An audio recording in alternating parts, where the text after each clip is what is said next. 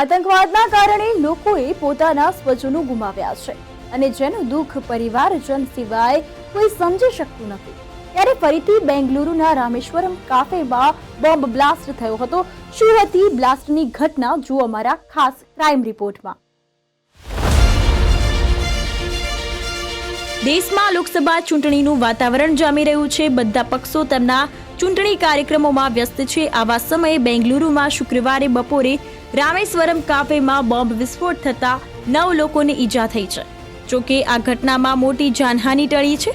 શરૂઆતમાં ગેસ લીકના કારણે વિસ્ફોટ થયો હોવાનું અનુમાન કરવામાં આવતું હતું, ત્યારે ફાયર વિભાગે આ શક્યતા નકારી કાઢી હતી. પાછળથી કર્ણાટકના ડીજીપી આલોક મોહને પુષ્ટિ કરી હતી કે વિસ્ફોટ બોમ્બ બ્લાસ્ટ હતો અને ઇમ્પ્રોવાઇઝ્ડ ડિવાઇસથી કરાયો હતો.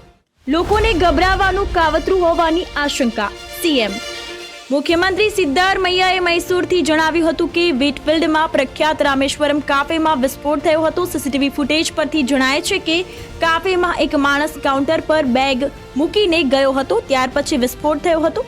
આ વિસ્ફોટ હાઈ ઇન્ટેન્સિટીનો નહોતો, પરંતુ ઇમ્પ્રોવાઇઝ્ડ હતો. આ લોકોને ગભરાવા માટેનું કાવતરું હોવાની આશંકા છે. પૂર્વીય બેંગલુરુના વ્યસ્ત ઓફિસ વિસ્તારમાં બપોરે લંચ સમયે રામેશ્વરમ કાફેમાં ભીડ હતી, તેવા સમયે વિસ્ફોટ થયો હતો. ઈજાગ્રસ્ત મહિલાની પાછળ એક બેગ પડી હતી. કર્ણાટક રાજ્ય ફાયર એન્ડ ઇમરજન્સી સર્વિસ વિભાગના ડિરેક્ટર TN રવિશંકરે કહ્યું કે ફાયર વિભાગને બપોરે 1 કલાક અને 8 મિનિટે કાફેમાં LPG લીકેજથી આગ લાગી હોવાનો કોલ મળ્યો હતો. અમારા અધિકારીઓ અને ટીમ સ્થળ પર પહોંચી ત્યારે આગ લાગેલી નહોતી. એક ઈજાગ્રસ્ત મહિલાની પાછળ એક બેગ પડી હતી, જેમાં વિસ્ફોટ થયો હતો. ફોરેન્સિક ટીમોએ વિસ્ફોટનું વાસ્તવિક કારણ જાણવાનો પ્રયાસ કર્યો. આ દરમિયાન બોમ્બ ડિસ્પોઝલ સ્ક્વોડ અને ફોરેન્સિક ટીમ ઘટના સ્થળે પહોંચી હતી. ફોરેન્સિક ટીમોએ વિસ્ફોટનું વાસ્તવિક કારણ જાણવાનો પ્રયાસ કર્યો છે. ઈજાગ્રસ્તોની સારવાર માટે વિવિધ હોસ્પિટલમાં દાખલ કરાયા છે. રામેશ્વરમ કાફેમાં 2 કર્મચારીઓ અને 7 ગ્રાહકોને ઈજા પહોંચી હતી.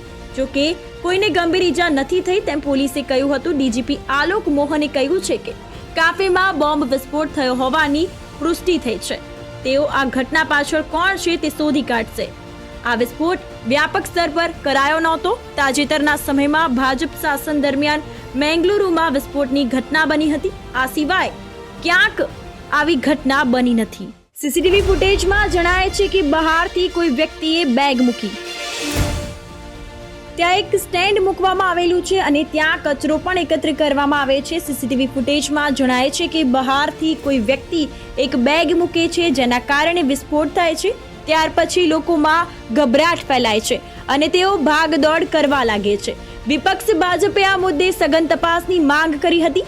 કર્ણાટક ભાજપ પ્રમુખ વિજયેન્દ્ર યેદિયુરપ્પા સોશિયલ મીડિયા પર કહ્યું છે કે બેંગલુરુમાં રામેશ્વરમ કેફેમાં વિસ્ફોટના સમાચાર સાંભળીને દુઃખ થયું છે. બધા જ ઈજાગ્રસ્તો ઝડપથી સાજા થઈ જાય તેવી ઈશ્વરને પ્રાર્થના.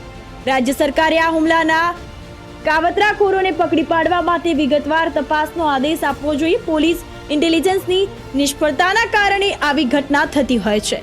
Bureau report, news for India, ગુજરાતનું ગૌરવ.